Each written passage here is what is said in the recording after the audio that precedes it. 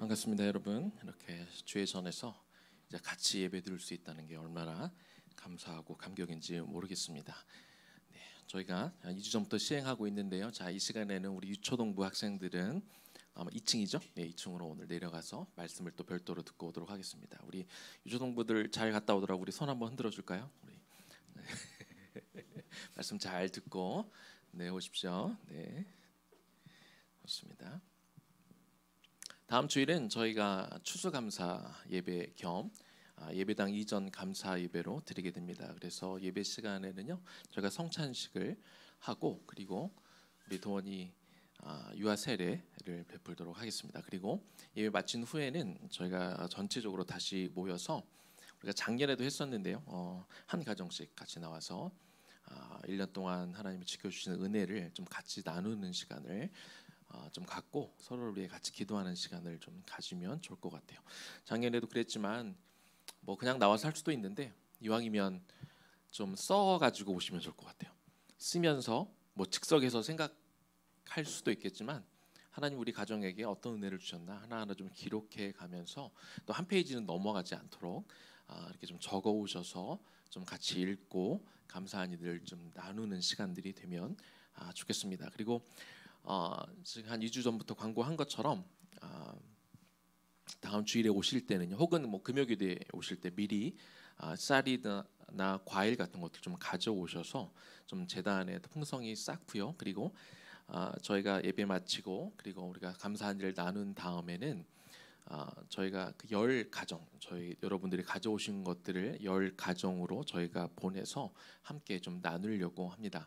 그래서 마치고 나서 그 10개로 이렇게 나누어서 쌓는 일까지 우리가 같이 좀 하는 그런 의미 있는 시간을 갖도록 하도록 하겠습니다.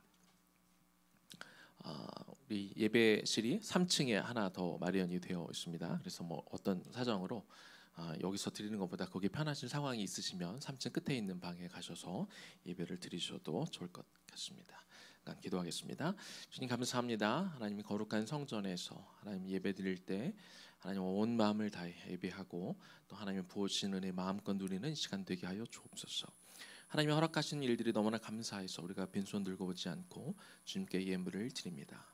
바쳐진 예물, 드려진 예물 가운데 하나님 기름 부어주시고 귀한 곳에 사용되게 하여 주시며 우리가 일생에 걸쳐 우리의 물질뿐만 아니라 우리의 시간도 우리의 마음도 우리의 정성도 필요하다면 우리의 영혼과 생명까지 주님을 위해 언제든 내어드릴 수 있는 청지기의 삶을 살아가는 우리 모두 되게 하여 주옵소서.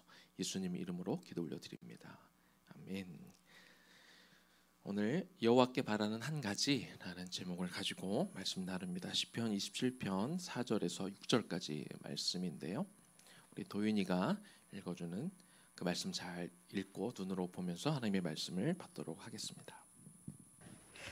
내가 여호와께 바라는 한 가지 일 그것을 구하려니 곧 내가 내 평생에 여호와의 집에 살면서 여호와의 아름다움을 바라보며 그의 성령에서 사모하는 것이라. 여호와께서 환난 나를 그의 초막 속에 비밀을 지키시고 그의 장막 은밀한 곳에 나를 숨기시며 높은 바위 위에 두리시도다. 이제 내 머리가 나를 들써 내 원수 위에 들리리니 내가 그의 장막에서 즐거운 제사를 드리겠고 노래하며 여호와를 찬송하리로다. 시편 27편 4절에서 6절 말씀. 아멘. 아멘. 우리 글을 모을 때 도윤이가 와서 이제 글을 다 배워가지고 이렇게 또박또박 하나님의 말씀을 읽는 모습을 보니까 그것도 참 감격이네요. 여러분 소원이 있으십니까?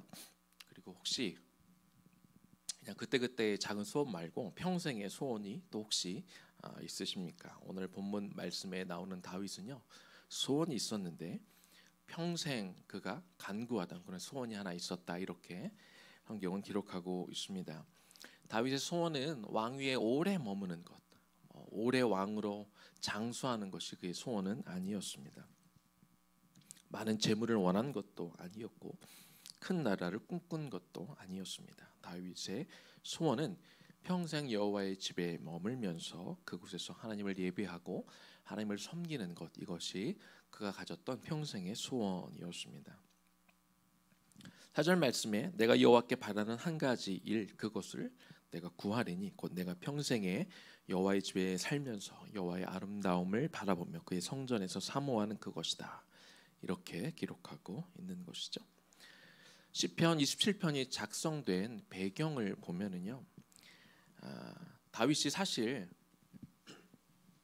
이런 위기 가운데 하나님 앞에 올려드릴 소원이 참 많았을 것입니다. 왜냐하면 우리가 읽지는 않았습니다만 2절과 3절에 보면 악인이 다윗의 살을 먹으려고 찾아왔다 이렇게 기록하고 있고, 3절에는 그의 대적자들을 군대로 표현하고 있습니다. 그가 처했던 상황이 얼마나 위급하고 긴급하고 위태로운 상황에 놓여져 있었는지 우리가 짐작할 수 있는 것이죠. 만약 제가 이런 상황에 놓여져 있을 때 하나님 앞에 기도했으면, 또 제가 소원을 올려드릴 기회가 있다면, 하나님 내 대적자들을 물리쳐 주십시오, 하나님 나를 그들 손에서 건져 주십시오라고 아마 기도했을 것 같은데, 다윗은 이런 위급한 상황 가운데 지금 자신의 급한 상황을 놓고 그 문제를 빨리 해결해 달라고 기도하는 것이 아니지요. 그는 이런 위태로운 상황 속에서도 주님, 내가 여호와께 바라는 한 가지 소원이 있는데 그것은 일시적인 구원이 아니라 제가 정말 주님의 전에 머물며 하나님의 아름다움을 찬양하며 주님의 아름다움을 노래하고 싶습니다. 이렇게 고백하는 것이죠. 이 4절에서 내가 구한다라고 말했던 이 표현, 이 구하리니는 원어적으로 미완료 시제로 기록이 되어 있습니다. 미완료 시제라는 것은 한 번 구했다는 것이 아니라 지속적으로 반복해서 계속해서 구하는 상황을 이야기합니다. 따라서 다윗은 지금 이 위기 상황 가운데 그냥 한번 형식상, 체면상 이렇게 하나님 앞에 그의 소원을 올려드리는 것이 아니라 과거로부터 지금까지 계속해서, 또 앞으로도 마찬가지겠죠, 이 소원을 딱 한 번 올려드린 것이 아니라 계속해서 구해왔고 또 앞으로도 구할 것임을 우리가 알 수 있습니다. 왕으로서 다윗의 신앙생활의 중심은 왕궁이 아니었습니다. 왕궁이 아니라 성전. 그 당시로는 사실 성전은 아직 지어지기 전이었죠. 이 성막이 다윗의 신앙생활의 중심이었습니다. 그는 왕궁이 아니라 이 성소, 하나님의 성소를 그가 다스리는 것에 대한 모든 것, 이 통치와 그 삶의 중심을 이 성소에 놓은 것을 우리가 볼 수 있습니다. 그래서 그가 왕이 되었을 때 가장 첫 번째 한 일이 무엇이었습니까? 하나님의 임재를 사모하는, 하나님의 임재를 상징하는 그 법궤를 왕궁으로 모셔오는 것, 이것이 그가 가장 먼저 한 일이었죠. 그리고 우리가 잘 알다시피 법궤가 들어올 때 다윗이 어떤 모습을 보여요? 그의 옷이 흘러내리는지도 모르고 백성들 앞에서, 신하들 앞에서 너무나 기쁜 나머지 막 춤을 추면서 그렇게 기뻐했던 모습을 볼 수 있습니다. 그만큼 다윗은 하나님의 임재, 그리고 하나님이 거하시는 성소를 가장 중요하게 여겼던 것이죠. 그리고 평생 그 성전에 머물면서 하나님의 아름다움을 노래하고 찬양하는 것, 제사하는 것, 이것이 그의 소원이었던 것입니다. 그래서 다윗은 자신의 백향 목궁에 자기는 너무 멋진 곳에서 거하는데 하나님의 성전이 아직 지어지지 못하고 텐트 같은 곳에 하나님의 법궤가 머무는 것이 안타까웠죠. 그래서 성전을 건축하려고 합니다. 그러나 하나님이 다윗이 흘린 피가 너무 많아 그가 거룩한 성전을 짓기에는 적합하지 않다라고 여겼습니다. 그러나 그의 소원이 너무나 크니까 그로 하여금 이제 그의 아들로 솔로몬으로 하여금 성전을 짓게 하지만 다윗이 그 성전을 짓는 그 준비를 할 수 있도록은 허락하셔서 그 일생 동안 남은 시간을 이 성전을 지을 수 있는 그런 준비를 하는 시간으로 보내는 것을 우리가 알 수 있습니다. 그렇다면 다윗은 왜 이렇게 성전을 사모하고 왜 이렇게 성전 안에 머물기를 좋아하고 왜 성전에서 제사하기를 좋아했을까요? 성전은 하나님이 언제나 머물러 계시는 곳, 성소에 가기만 하면 그곳에 언제나 하나님이 계셨기 때문에 그렇습니다. 시편 11편 4절 말씀을 보니까 여호와께서는 그의 성전에 계시고 이렇게 기록하고 있습니다. 하나님은 성전에 언제나 계시는 곳이죠. 하나님을 만나고 싶으면, 하나님을 보고 싶으면, 하나님이 필요하면 그냥 성소에 가면 언제나 그분은 계셨기 때문에 그는 그렇게 성소를 사모했던 것이죠. 시편 18편 6절입니다. 내가 환난 중에서 여호와께 아뢰며 나의 하나님께 부르짖었더니 그가 하나님이죠. 하나님의 성전에서 내 소리를 들으심이고 그리고 그의 앞에서 나의 부르짖음이 그의 귀에 들렸도다. 성전에 찾아가서 하나님 앞에 부르짖었을 때 하나님이 그 성소에서 나의 부르짖음을 들으셨다. 그리고 그의 앞에서 그가 성소에 나가면 그것이 뭘 의미하는 거냐면 그가 하나님 앞에 서 있는 것, 그렇게 인정이 되는 것이죠. 그렇게 부르짖었을 때 하나님이 성소에서 나의 소리를 들으셨다. 다윗은 이렇게 기록하고 있습니다. 우리가 잘 아는 시편 23편 6절 말씀입니다. 내 평생의 선하심과 인자하심이 반드시 나를 따르리니 내가 여호와의 집에 영원히 살리로다. 그래서 다윗은 하나님의 이 성소에서 영원히 살기를 그렇게 소망했다는 것이죠. 시편 84편에 또 이런 말씀이 있습니다. 1절과 2절의 앞부분인데요. 만군의 여호와여 주의 장막이 어찌 그리 사랑스러운지요. 내 영혼이 여호와의 궁전을 사모합니다. 이렇게 말하고 있습니다. 사랑스럽다는 표현은 주로 사람에게 많이 표현하지만 하나님을 얼마나 사모했는지 그의 성소가 너무나 사랑스럽다. 그래서 내가 성소를 사모합니다. 이렇게 다윗이 표현하고 있습니다. 시편 120편과 시편 134편에 보면 그 주제가 기록이 되어 있는데 성전에 올라가면서 부르는 노래라고 이렇게 제목이 기록되어 있습니다. 이스라엘 백성들은요 절기 때 하나님의 성전에 찾아가고 올라가면서 시편의 노래들을 부르며 올라갔습니다.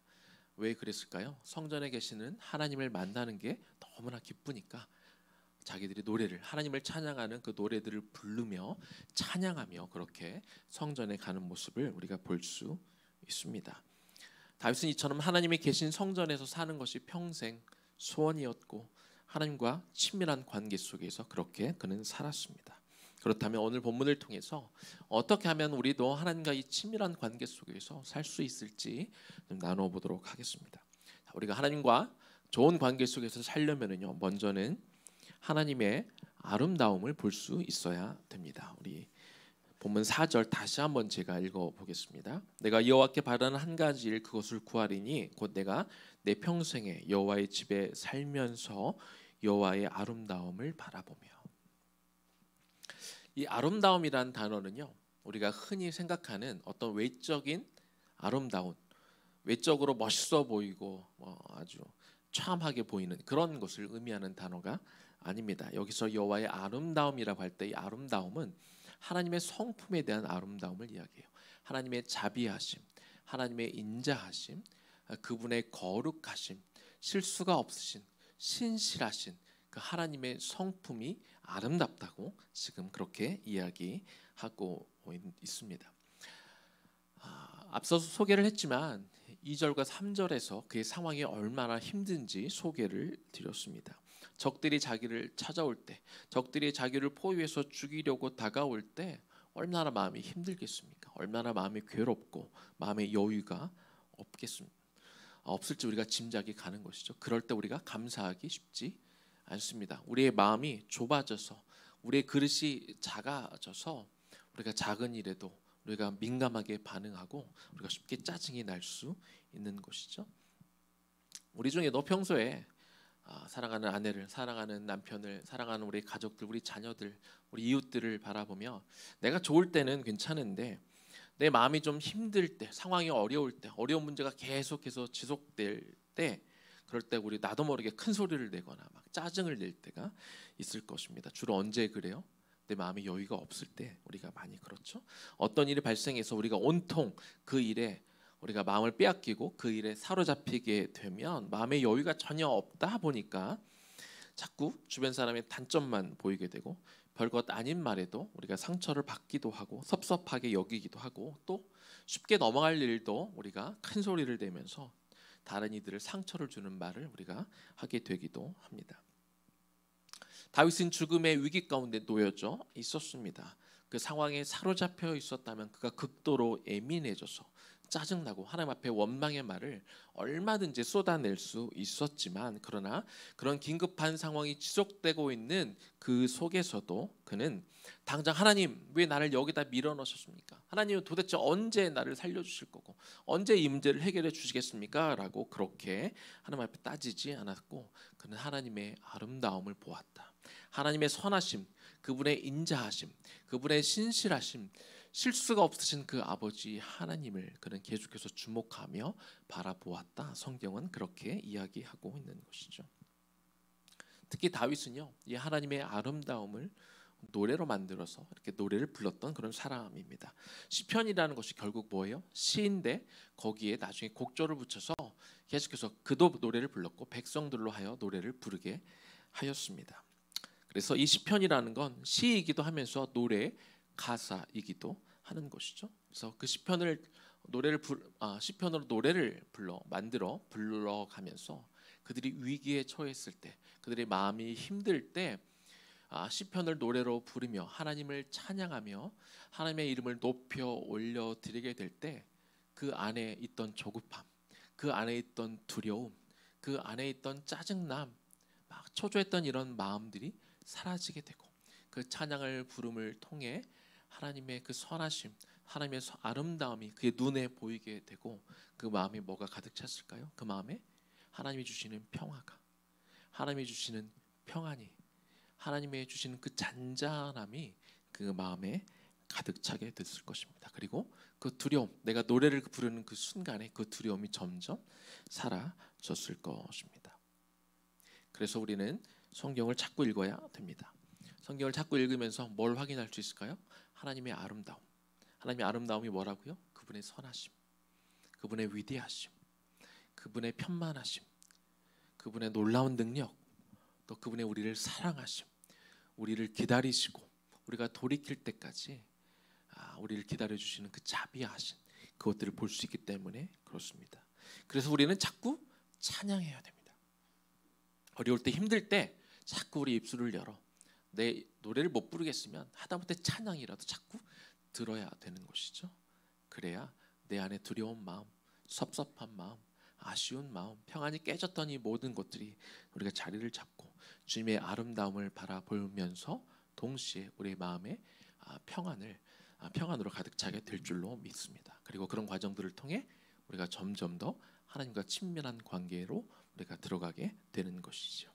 자, 하나님과 좋은 관계 속에서 살려면은요, 두 번째는요, 하나님이 기뻐하시는 소원을 품어야 합니다. 4절 다시 한번 보겠습니다. 내가 여호와께 바라는 한 가지 일, 그것을 구하리니 곧 내가 내 평생에 여호와의 집에 살면서 여호와의 아름다움을 바라보고 또 그의 성전에서 사모하는 그것이라. 이 4절 말씀은요, 2022년도 표어가 이 안에 들어가 있는데요. 그래서 더 말씀을 잘 집중해 보시면 좋겠습니다. 자, 성전에서 사모한다라는 게 어떤 의미냐면, 사모하다의 원어적인 의미는 묻다입니다. 물어보다. 다시 말해서 다윗이 여호와의 성소에 머물면서 뭘 하기를 좋아했냐면, 하나님의 뜻을 묻고 하나님의 뜻이 어디에 있는가 구하고 그것을 발견해내기를 좋아했다. 이런 의미가 되는 것이죠. 다윗은 평소에도 틈틈이 성막을 찾아갑니다. 그리고 그곳에서 기도하며, 하나님, 제가 어떻게 하면 하나님을 더 기쁘게 할 수 있을까요? 하나님, 제가 지금 하고 있는 이 일이 하나님을 기쁘게 하는 일일까요? 이렇게 묻고 그 친밀한 관계를 유지했다는 거죠. 하나님, 내가 어떻게 살면 좋겠습니까? 이렇게 계속해서 물었습니다. 신앙생활은요, 결국 하나님과 어떤 관계를 맺고 사느냐, 이게 신앙생활의 어떻게 보면 본질입니다. 좋은 관계를 맺으려면 우리 인간관계 속에서도 마찬가지죠.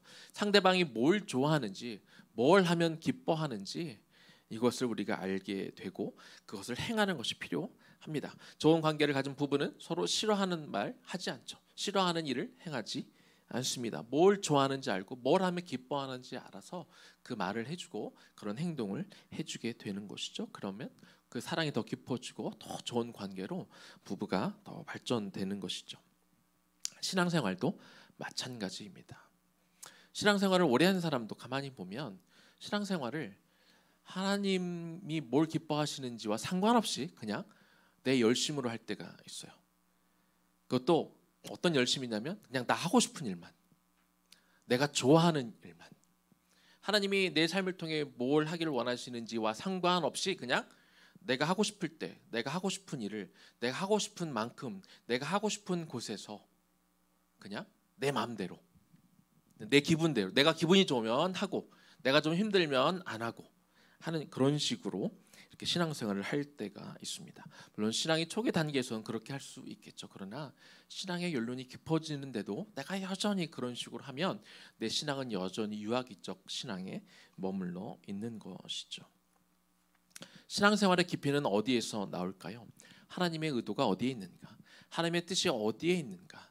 하나님이 뜻하신 자리가 어디에 있는가? 그래서 나는 오늘 지금 어디에 있어야 되고 내가 무엇을 해야 되고 내가 어떤 일을 통해 하나님의 나라를 내가 만들어가고 하나님을 기쁘게 할 수 있을까? 이것을 기도하고 찾아내려고 하고 발견하려고 하고 어떻게든 하나님을 기쁘게 하는, 나를 기쁘게 하기 위해서 뭔가를 하는 것이 아니라 하나님을 기쁘시게 하기 위해서 무언가를 하도록 자꾸 구하는 사람, 이것이 신앙의 깊이가 얼만큼인지를 우리가 알 수 있는 척도가 되는 것이죠. 사도행전 13장 22절 후반부에 이런 말씀이 있어요. 다윗을 왕으로 세우시고 증언하여 이르시되 내가 이새의 아들 다윗을 만나니 내 마음에 맞는 사람이라 내 뜻을 다 이루리라 하시더니, 다윗은 하나님의 마음에 맞는 사람이었어요. 하나님의 마음에 합한 사람이었습니다. 그래서 다윗을 통해 하나님의 뜻이 다 이루어졌습니다. 왜 그랬어요? 다윗은 하나님의 마음이 어디에 있는지를 늘 사모하는 사람이었어요. 그래서 늘 물었던 사람이에요. 그래서 하나님의 뜻이 어디에 있는지 알았기 때문에, 그래서 자기 하고 싶은 일을 마음대로 하는 것이 아니라 하나님이 원하시는 일들을 찾아서 그 뜻을 행함으로 하나님의 뜻을 그 삶 가운데 이루어 갔던 그런 사람이었던 것이죠. 다윗은 생각하는 것도 말하는 것도 행동하는 것도 다 하나님의 마음에 꼭 맞게 행했던 것입니다. 오늘 본문에서도 다윗은 평생 소원이 성전에 살면서 하나님의 아름다움도 노래하지만 그가 사모했다. 성전에서 사모했다. 하나님의 마음이 어디 있는지 물었다. 구했다. 기도했다. 좀 기도하고 모르겠으면 에라 모르겠다. 그냥 좋은 일을 하면 되지. 그냥 착한 일을 하면 되지. 그냥 뭐라도 하면 되지가 아니라 하나님 앞에 계속 기도하고 구하고, 하나님 제가 무엇을 하며 살아갈까요? 하나님 제가 오늘 해야 되는 일은 무엇일까요? 자꾸 물었던 사람인 것이죠. 그래서 다윗이 그 소원을 빌었던 것 역시 하나님의 마음에 합한 소원이었습니다. 그래서 그 마음에 합한 소원을 그가 빌었고 구했기 때문에 하나님이 다윗을 귀하게 여기시고 그 삶을 축복해 주신 것이죠. 우리의 모든 소원이 하나님 앞에서 다 응답받지 않습니다. 하나님이 기뻐하시는 소원을 우리가 품고 그것을 구해야 합니다. 그래서 사도 바울은 빌립보 교인들을 향해 이렇게 권면했어요. 빌립보서 2장 12절입니다. 그러므로 나의 사랑하는 자들아, 너희가 나 있을 때뿐만 아니라 더욱 지금 나 없을 때에도 항상 복종하며 두렵고 떨림으로 너희 구원을 이루라. 우리는 예수님을 구주로 고백함으로 하나님의 자녀가 되었습니다. 그래서 주님의 말씀에 항상 우리가 순종하고 따라야 되는 것이죠. 그리고 또 뭐라고 말합니까? 두렵고 떨리는 마음으로 구원을 이루어라, 이렇게 이야기합니다. 이 말씀은 우리의 어떤 힘으로 능력으로 우리가 뭘 해내서 구원을 받는다는 의미가 아니죠. 우리는 이미 예수 그리스도 십자가 보혈을 통해 그 공로로만 우리가 구원을 받았습니다. 그런데 두렵고 떨림으로 구원을 이루라 하는 그 말씀은 우리가 예수님의 은혜로, 예수님의 공로로 구원을 받은 이후로 우리가 하나님의 자녀답게 예수님을 닮아가는 그 성품을 우리가 쌓아가라, 예수님의 인격을 닮아가라 하는 그런 의미로 기록이 되어 있습니다. 그런데요, 우리가 주님을 닮아가는 그 성화의 과정, 주님의 인격을 닮아가는 그 성화의 과정은 우리가 어떻게 우리가 이루어갈 수 있느냐? 뭐 여러 가지가 있겠지만 그 중에 하나는 마음의 소원, 하나님이 기뻐하신 마음의 소원을 우리 마음에 품는 것, 담는 것, 이것이 중요합니다. 사람이 어떤 생각을 품느냐에 따라, 사람이 어떤 소원을 품느냐에 따라 그의 말과 행동이 달라지기 때문에 그렇습니다. 그래서 빌립보서 아까 2장 12절을 읽었는데요, 13절에 또 이렇게 바울은 이어서 말하고 있어요. 너희 안에서 행하시는 일은 하나님이시니 자기의 기쁘신 뜻을 위하여 너에게 소원을 두고 행하게 하시니. 어떤 사람이 음악가가 되고 싶다 그러면 보통은 자기가 좋아하는 음악가가 있습니다. 추구하는 음악의 가치가 있고 그 사람이 만들었던 곡, 그 사람이 연주했던 곡들을 계속해서 자꾸 듣게 되겠죠. 그러다 보면 자신도 그 사람의 영향을 받아 자신이 곡을 쓰건 연주를 하건 노래를 하건 그 사람의 어떤 모습들이 드러나게 되어 있습니다. 우리들이 마음에 어떤 소원을 품느냐, 우리들이 마음에 무엇을 담아두고 사느냐에 따라 우리가 어떤 사람이 되는지 아주 크게 영향을 미치고 우리가 어떤 행동으로 이어지는 데까지 당연히 영향을 미칠 수밖에 없습니다. 그래서 바울은 빌립보 교인들에게 뭐라고 이야기하고 있냐면 너희 안에 행하시는 하나님을 먼저 바라보라 이렇게 이야기하고 있습니다. 그리고 하나님을 바라보고 내가 하나님을 기쁘시키기 위한 그 소원을 품으며 살아라 이렇게 이야기하고 있습니다. 우리들이 소원을 품 때 내 유익이나 나를 기쁘게 하기 위한 그 소원이 먼저가 아니라 하나님이 기뻐하시는 일이 무엇일까 상고해보고 생각해보고 우리가 그렇게 고민해보는 것, 이것이 너무 중요하다는 것이죠. 하나님이 기뻐하시는 소원을 품을 때 하나님이 기쁨으로 응답하십니다. 다윗 역시 하나님 앞에서 자기의 소원을 이루는 비결을 알았습니다. 시편 37편 4절 말씀입니다. 또 여호와를 기뻐하라. 그가 너의 마음의 소원을 너에게 이루어 주시리로다. 우리 마음에 다 개인적인 소원이 있을 것입니다. 하지만 반드시 품어야 되는 소원이 있다면 그것은 내가 하나님을 어떻게 기쁘게 할 수 있을까? 주님, 내 삶을 통해 내가 하는 일들을 통해 하나님을 너무나 기쁘시게 하고 싶어요. 이런 소원을 반드시 품는 것이 중요하다는 것이죠.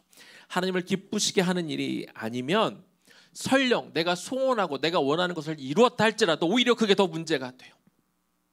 하나님 없이 살아가는 인생 가운데 내 인생이 성공하면 그것이 더 나를 더 하나님과 멀어지게 만들기 때문에 그렇습니다. 그러므로 하나님이 기뻐하시는 뜻은 무엇일까? 어떻게 하나님을 기쁘게 해드릴 수 있을까? 그 소원을 품고 우리가 살아야 되고 그렇게 생각하고 품을 때 우리 행동으로 이어지게 될 때 하나님이 그 모습을 보시고 기뻐하시고 우리는 하나님과 더 친밀한 관계로 갈 수밖에 없다는 것이지요. 이제 말씀을 마무리하겠습니다. 역대하 1장에 보면은요 솔로몬이 하나님 앞에서 1,000번제를 드렸다는 그런 기록이 나옵니다. 1,000번제를 어떻게 드렸냐는 학자에 따라 다 조금씩 얘기가 달라요. 해석이 다릅니다.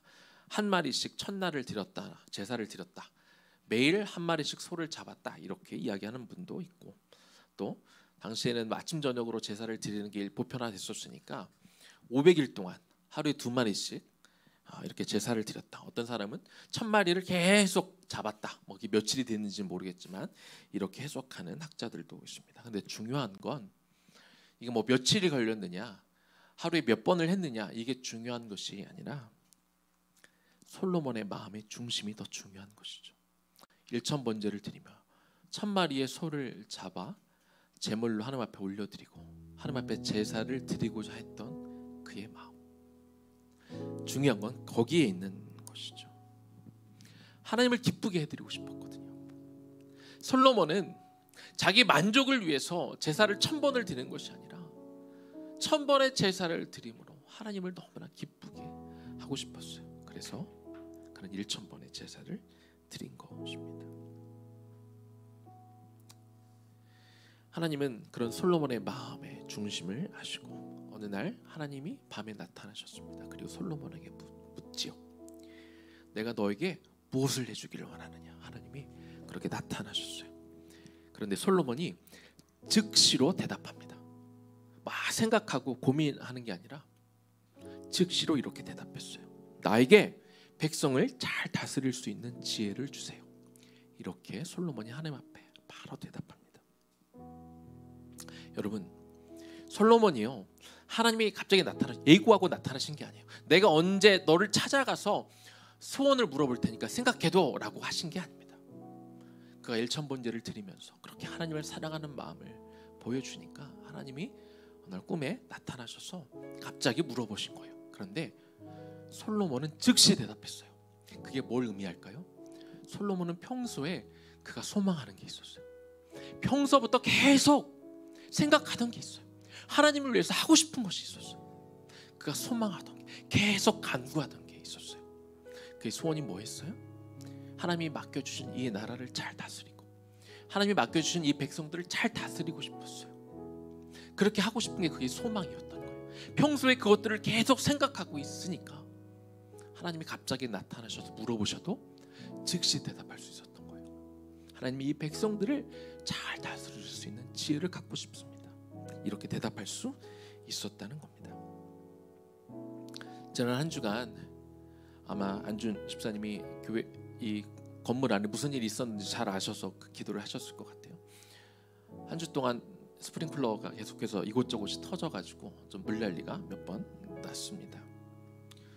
사실 두 번째 일이죠. 작년에도 똑같은 일이 있었고 수리를 해놨는데 올해 똑같은 일이 이제 또 벌어지게 됐습니다. 그래서 물이 쏟아지면 참 제가 건물에 별로 관심이 없었던 사람인데 이제 조금씩 알아가고 배워가고 있어요. 스프링클러가 한 번에 다 터지는 게 아니더라고요. 스프링클러가 터지면 그러면 이제 물을 다 빼고 그 하나 그걸 고칩니다. 그러면 이제 물을 다시 채워요. 그러면 또 다른 데가 이제 압력이 점점 세지면서 약했던 부분이 또 터지더라고요. 그러면 그걸 고치기 위해서 물을 또 다 빼야 돼요. 또 어떤 건물에 들어갔던 물을 또 다 빼고 그리고 그걸 고치고 또 물을 다시 채워놓으면 좀 있으면 또 다른 데가 이렇게 터지고 이거를 계속 물을 넣었다 뺐다 이거 고쳤다 이거를 계속 반복을 했습니다. 처음에 또 천장에서 물난리가 났을 때 사실 좀 마음이 힘들었어요. 우리가 한 8주 동안 이 공사를 하면서 이제 공사는 그만, 하나님 지난 2년 동안 내내 공사만 했는데 하나님 이제 공사는 그만했으면 좋겠어요. 그렇게 했거든요. 그런데 또 이제는 좀 목회에 좀 전념하면 좋겠다라고 생각했는데 또 건물에 문제가 생기고 그걸 고치면서 하나님 언제까지입니까? 그런 마음이 들었는데요. 이번 주에 이 말씀을 묵상하면서 한 가지 생각을 좀 바꾸게 됐어요. 당장 하나님이 나타나셔서 소원을 얘기하라고 그랬으면 아마 그때는 이 말씀 묵상하기 전에는 하나님 이거 좀 빨리 고쳐주세요. 스프링클러 물 터지는 거 지겨워요. 너무 힘들어요. 하나님 마음이 너무 괴로워요. 이렇게 기도했을 텐데요. 이 말씀을 묵상하면서 이 다윗의 한 가지 소원을 묵상하면서 이렇게 제 기도가 바뀌더라고요. 하나님 좋아요. 그리고 저는 물이 터지는 걸 어떻게 해석했냐면 물세례, 이 교회에게 베풀어 주시는 물세례라고 해석을 하기로 했어요. 그리고 저에게 베풀어 주시는 물세례라고 생각하기로 했어요. 하나님 저를 깨끗하게 해주십시오. 하나님 의회나무 교회를 깨끗하게 씻어주세요. 하나님 의회나무 교회 공동체도 깨끗하게 씻어주세요. 하나님이 마음껏 사용할 수 있도록 하나님 저의 부족함과 저의 더러움과 저의 연약함과 이 공동체와 이 교회에 부족한 것들 하나님 씻어주세요.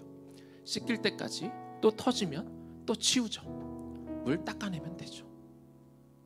그러나 저와 이 공동체가 거룩을 회복하게 해주세요. 제 기도가 그렇게 바뀌었습니다.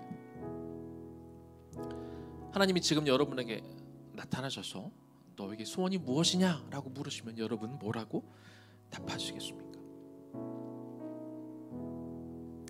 내가 준비가 되어 있지 않으면 아마 지금 급한 일 갖고 하나님 이것 좀 해결해 주세요 라고 말할 수 있을 것 같아요. 물론 그 문제가 해결되면 좋겠죠. 그러나 그것이 여러분의 진짜 여러분의 참 믿음과 여러분의 경건과 여러분의 여러움다움 하나님의 성도로서의 그 모습을 정말 해결해 주는 아닐 수도 있어요. 그러면 간구하기를 우리가 이제 예배 마치고 나무 모임에서도 아마 그 질문이 던져지겠지만 여러분 지금부터 생각해 보면 좋겠어요. 하나님이 여러분에게 너의 소원 한 가지를 가장 중요한 한 가지 소원 지금 급한 거 말고 너의 진짜 소원이 뭐냐는 것을 생각해 보면 좋겠고 그리고 여러분의 일상 가운데 어떤 일이 벌어지건 그 소원만큼은 매일 기도하면 좋겠어요. 여러분의 신앙을 위해서 여러분의 믿음을 위해서 더 깊이 있는 나눔을 위해서 그래야 그 소원을 가지고 나아갈 때 우리에게 어떤 일이 벌어져도 우리가 흔들리지 않을 수 있는 것이죠. 그 소원을 한번 생각해 봅시다. 그리고 이것을 붙들고 우리가 2022년을 또한 나아갈 예정입니다. 여러분 아십니까? 하나님을 기쁘시게 할 수 있는 삶을 살 수 있다면 여러분 삶도 기뻐질 거예요. 나를 기쁘게 한다고 해서 하나님을 기쁘게 할 수는 없어요. 물론 나도 기쁜데 하나님도 기쁘게 할 수 있겠죠. 그러나 모든 경우가 다 그렇진 않아요. 나는 기쁜데 하나님은 슬퍼할 수 있어요. 하지만 내가, 저와 여러분이 하나님을 기쁘게 할 수 있으면요, 여러분도, 여러분의 삶도 기쁠 거예요. 그건 확실해요. 그건 100%예요. 그래서 하나님을 기쁘게 할 수 있는 그 소원을 생각해 보세요. 그리고 날마다 구해 보세요. 간절히 사모해 보세요. 그러면 하나님의 그 마음의 소원을 들으시고 여러분의 삶이 바뀔 거예요. 그리고 여러분이 하나님과 더 친밀해질 거예요. 그리고 여러분의 상황과 상관없이 여러분의 마음의 평안이 회복되게 될 줄로 믿습니다. 그렇게 하나님을 기쁘시게 하는 소원을 품고 기도함을 통해 날마다 하나님과 더 친밀한 그 관계 속에 들어갈 수 있기를 주님의 이름으로 간절히 축원합니다. 우리 들은 말씀을 기억하면서 우리 내 한 가지 소원이란 제목의 찬양이 있는데, 이 찬양을 올려드리고 그것들 좀 가슴에 담고 올려드리는 그런 시간이 되면 좋겠습니다.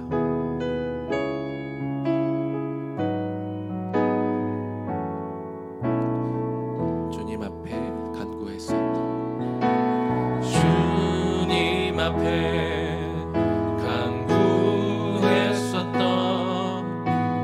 한 가지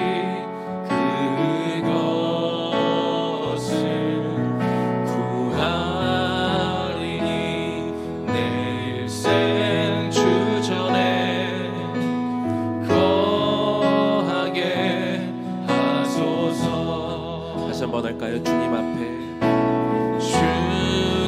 앞에 간구했었던 한 가지 그것을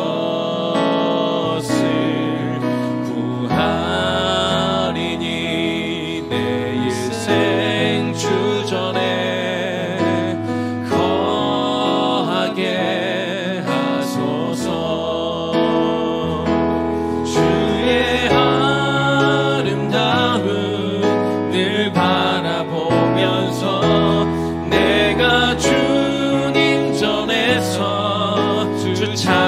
찬양하리라. 주의 아름다움 늘 바라보면서 내가 주님 전에서 주 찬양하리라. 주님 앞에 간구했었던, 주님 앞에 간구했었던 한 가지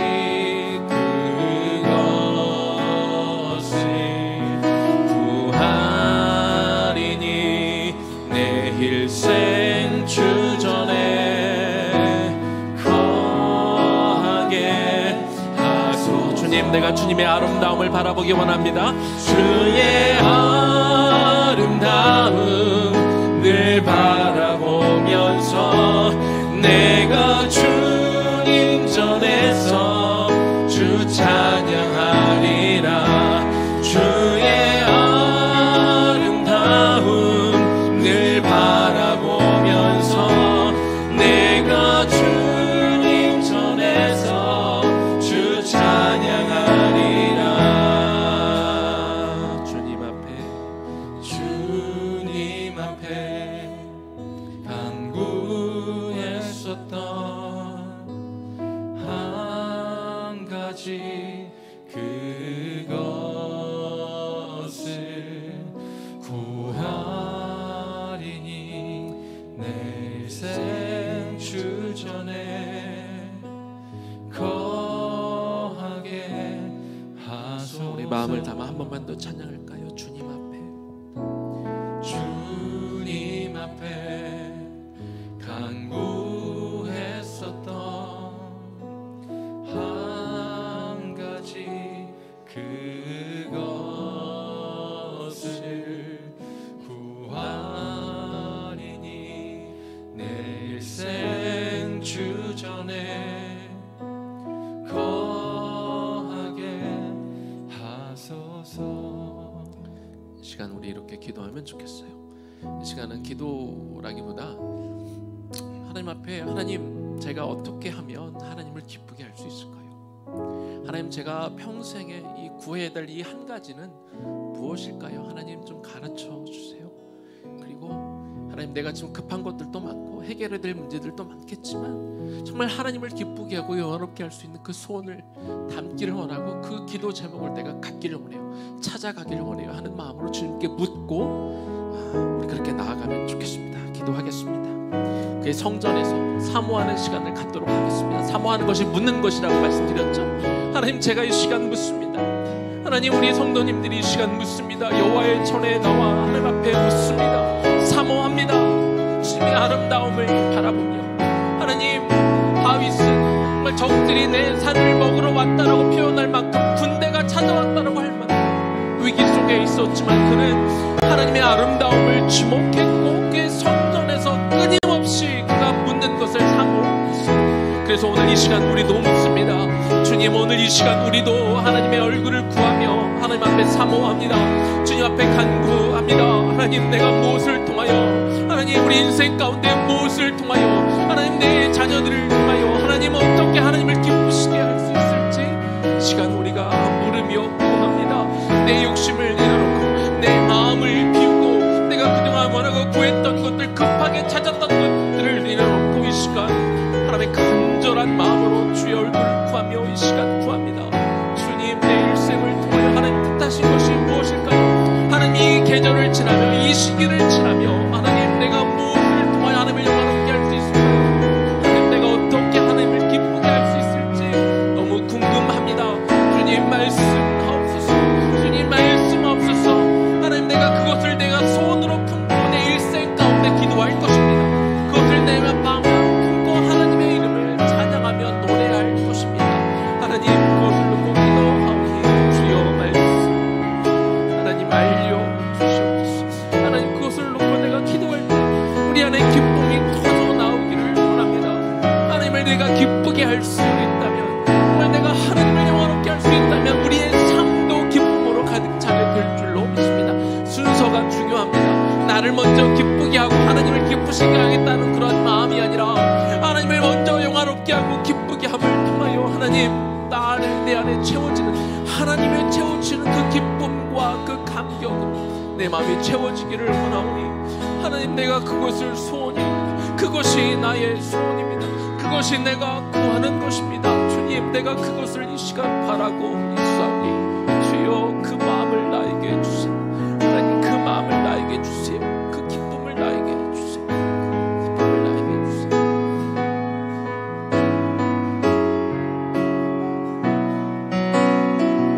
주님 앞에 간구했었던, 주님 앞에 간구했었던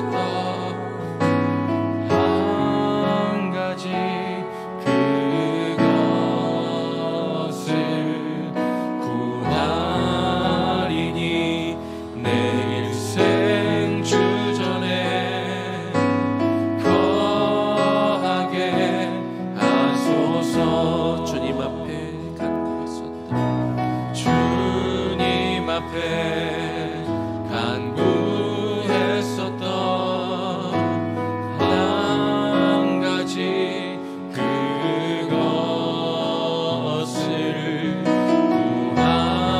구하리니 내 일생 주전에 거하게 하소서. 마지막으로 주님 앞에 간구했었던, 주님 앞에 간구했었던 한 가지 그것을 구하리니 내 일생 주전에 거하게 하소서. 오늘 말씀 중에 다윗은 적들이 몰려오고 군대가 그를 에워쌌던 그 순간에도 그가 평소에 구했던 같은 기도 제목을 올려드렸습니다. 하나님 앞에 잘 보이기 위해서, 그럴듯하게 자기를 포장하기 위해서 드렸던 기도가 아니라 그는 예전부터 쭉 드려왔던 그 소원, 그가 마음에 담았던 그 소원을 하나님 앞에 아뢰습니다. 주님, 내가 당신의 아름다움을 바라보며 아버지 하나님의 그 성전에서 내가 사모하는 그것을 내가 원합니다.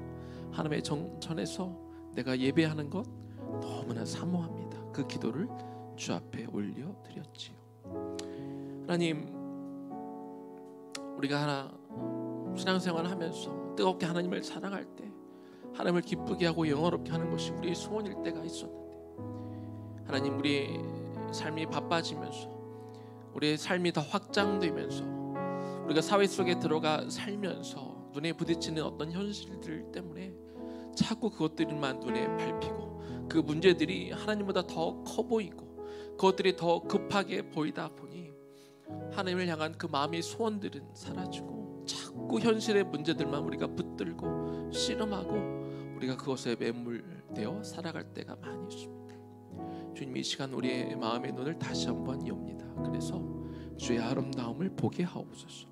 주의 그 선하심, 신실하심, 인자하심, 자비하심, 모든 것들을 다 감당할 수 있는 그분의 그 위대함, 그분의 크신 주님을 시간 믿음의 눈으로 바라보기를 원합니다. 그리고 하나님, 이 시간 우리의 마음의 소원을 주 앞에 올려드립니다. 우리가 잠시 기도하면서 우리가 마음에 품었던 그 기도 제목을 다시 한번 주님 앞에 올려드립니다. 나를 먼저 기쁘게 하기보다 주님을 먼저 기쁘게 하고 영화롭게 하고 싶은 그 마음의 소원을 우리가 떠올리며 올려드렸습니다. 그리고 내년 한 해 내내 그 마음의 소원을 붙들고 우리가 기도하며 나아갈 것입니다. 주님, 내가 나를 기쁘게 할 수 있지만, 뭔가를 이루었을 때 나를 기쁘게 할 수 있지만, 그렇다고 해서 반드시 하나님을 기쁘게 한다는 보장은 없지요. 그러나 내가 주님을 영화롭게 하고 주님을 기뻐하게 하는 그것을 우리가 마음에 품고 나아간다면 하나님은 반드시 우리의 마음을 보시고 내 삶도 내 마음도 벅차오르는 그 기쁨 가운데 우리가 거하도록 하나님이 그렇게 허용하시고 그렇게 인도해 가실 줄로 믿습니다. 그래서 우리 한 가지의 소원, 변함없이 우리가 붙들고 나가야 되는 그 하나님을 기쁘게 하는 소원을 위해 우리가 늘 하나님의 성전에서 사모하게 하시고 묻게 하시고 듣게 하시고 깨닫게 하시고 그렇게 살아감을 통해서 날마다 하나님과 더 친밀한 관계 속으로 들어갈 수 있는 우리 모두 되게 하여 주옵소서. 이제는 우리 주 예수 그리스도의 은혜와 하나님 아버지의 극진하신 사랑하심과 성령님의 그 감동 감화하심과 역사 교통하심이 내 삶이 어떠하든지 내 어떤 문제 가운데 놓여져 있든지 주님의 아름다움을 바라보고 나의 가장 큰 소원, 주님을 향한 그 소원을 늘 부르짖으며 하나님의 뜻이 어디에 있는지 사모하게 될 당신의 백성들 머리 위에, 특별히 우리의 다음 세대 위에 지금부터 영원까지 충만하게 거하시기를 간절히 축원하옵나이다. 아멘.